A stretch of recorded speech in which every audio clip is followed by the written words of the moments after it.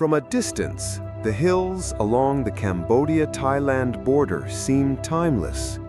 Green ridges rolling into the horizon, dotted with ancient stone temples that have stood for centuries. But in the summer of 2025, this peaceful facade shattered. What began as tense words between governments became the crack of gunfire in the morning air. The dispute was not new. It was the latest flare-up in a rivalry that had simmered for decades. Yet this time, the escalation was swift and brutal. Airstrikes roared overhead. Reports of poison gas sent waves of fear through villages. Families who had lived here for generations found themselves packing their lives into sacks and boarding trucks to nowhere. This is the story of how a border became a battlefield, told through the voices of those who lived it, the history that shaped it, and the choices that determined its course.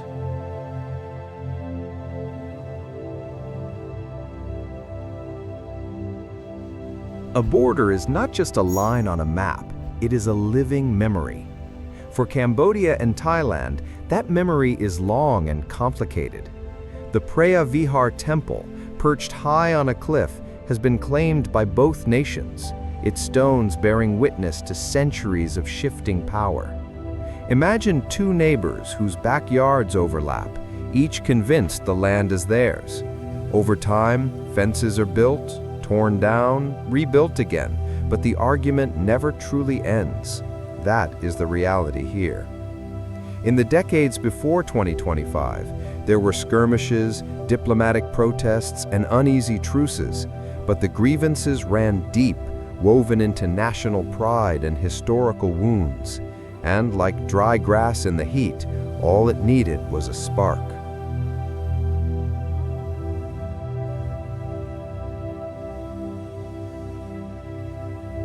On the morning of July 24, 2025, the spark came. At 8:46 a.m., Cambodian officials reported that Thai forces had launched a sudden assault near Prasat Tamon Tam. The sound of artillery rolled across the hills like distant thunder. At first, it seemed like another border incident, tense, dangerous, but containable. Yet within hours, the fighting spread.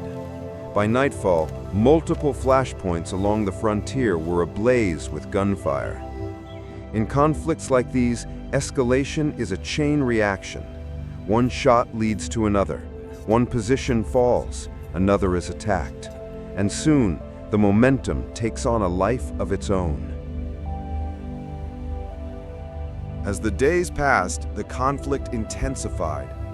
Cambodian sources claimed that Thai fighter jets struck targets in the An Ses area, dropping shells that released a choking, poisonous gas. In Phnom Kmuch, suicide drones and cluster munitions were reportedly deployed. The use of chemical weapons, banned under international law, was a turning point. It was as if the rules of the game had been torn up mid-match, and the players were now fighting without limits. For civilians, the fear was immediate and visceral. Invisible threats are the hardest to escape. You can run from gunfire, but how do you flee the air itself?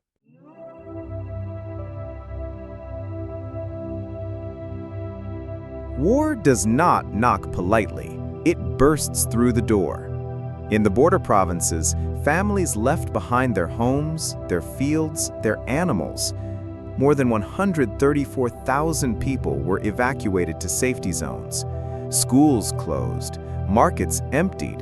The hum of daily life was replaced by the rumble of military convoys and the wail of sirens.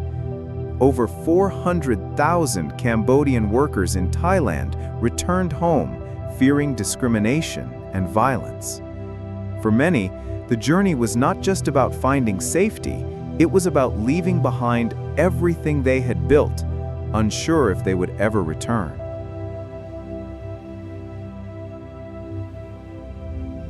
By the sixth day of fighting, the borderlands had transformed into a chessboard of high-stakes moves. The ancient temples, once places of worship and quiet reflection, now stood as silent witnesses to the roar of artillery and the whine of drones overhead. The high ground was everything. From the ridgelines, a soldier could see the valleys below like an open book, every road, every movement, every opportunity. Holding these positions meant dictating the rhythm of the battle.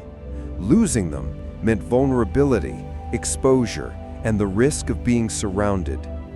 The terrain itself became a weapon. Dense forests swallowed sound and sight, allowing ambushes to unfold like traps in a hunter's snare. Narrow passes funneled troops into kill zones, while steep cliffs turned retreats into desperate scrambles. For the soldiers on both sides, the fight was not just about orders from distant commanders. It was about the man next to them, the ground beneath their boots, and the knowledge that every meter gained or lost could decide the fate of hundreds. While the battle raged, a different kind of fight was unfolding thousands of kilometers away, in air-conditioned conference rooms in Kuala Lumpur. Leaders from both nations arrived under the watchful eyes of the press, their handshakes stiff, their smiles thin. The goal was simple in theory: stop the fighting. But in practice, it was like trying to stitch a wound while the patient was still running. Every hour of negotiation was matched by another hour of gunfire back home. On July 28th, at precisely 5:06 p.m., reports emerged of another poison gas attack in Phnom Kmuch. The news rippled through the talks like a cold wind, hardening positions and deepening mistrust. Diplomacy in wartime is a fragile bridge, built in haste, swaying under the weight of suspicion, and always at risk of collapse. Statistics can numb the mind. 134,000 displaced, 400,000 returning from abroad, but behind each number is a life interrupted. A farmer who left his fields untended, watching from a crowded shelter as weeds claimed his crops. A teacher whose classroom was reduced to rubble, her chalkboard now buried under dust and debris. A child who wakes screaming in the night, the sound of shell fire etched into his dreams. War strips away the ordinary, the morning routines, the laughter in markets, the quiet evenings on porches, all replaced by the uncertainty of where the next meal will come from, or whether the next day will come at all. These are the costs that cannot be measured in territory gained or lost. They are the invisible scars that linger long after the last shot is fired.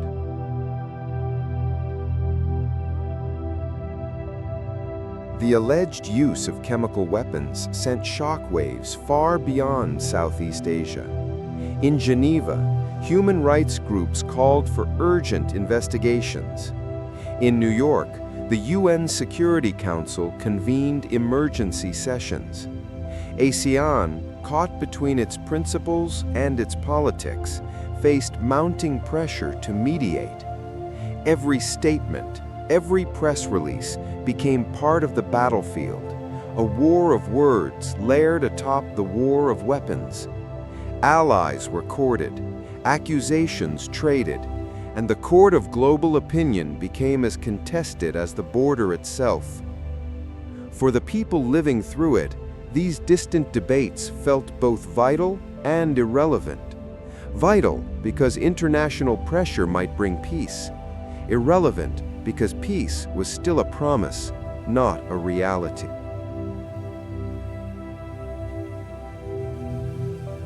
By early August, the guns began to fall silent. A ceasefire had been agreed upon, fragile, conditional, and shadowed by the knowledge that it could unravel at any moment. Soldiers stood down from their positions, but did not stray far. Civilians began to return, their steps hesitant, their eyes scanning for signs of danger. The border was quieter, but not calm. The disputes that had fueled the conflict remained unresolved, like embers buried under ash. All it would take was a gust of political wind to bring the flames back to life. In this uneasy pause, life began to creep back. Markets reopened, children played in the streets, and the sound of hammers replaced the sound of gunfire. But the memory of those weeks lingered in every conversation, every glance toward the horizon.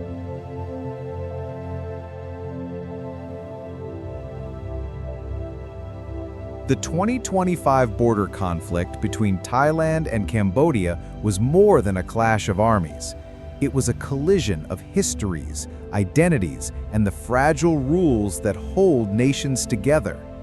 It showed how quickly old wounds can reopen, how swiftly peace can fracture, and how deeply the human cost runs when it does. As the sun sets over the hills once more, the question remains: will the next dawn bring lasting peace, or the first shots of another war? For those who lived through it, the answer is not in treaties or speeches, but in the hope that their children will inherit a border defined not by barbed wire and bunkers, but by bridges and trade.